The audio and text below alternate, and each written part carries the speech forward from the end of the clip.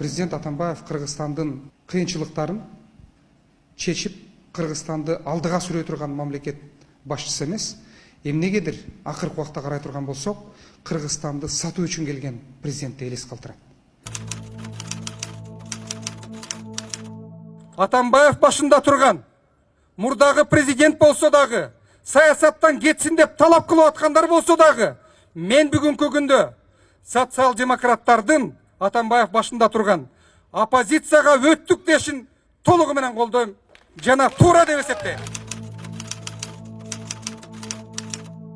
Акаевдин дагы, Бакиевдин дагы Кыргызстандын эгемендүүлүгүн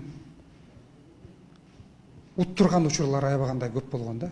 Бирок Атамбаев алардын баарынан ашпыштı. Саткындар дайыма болгон, азыр дагы сатат, келечекте дагы сатат. Саясий жактан Орусияга болгон көз карандылыгыбыз болуп көрбөгөндөй аябагандай өстү. Бул Атамбаевдин Кыргыз мамлекетине, Кыргыз улуттун келечегине жасаган аябагандай чоң албан эмгеги болуп эсептелет. Тетирисинче айтканда албетте.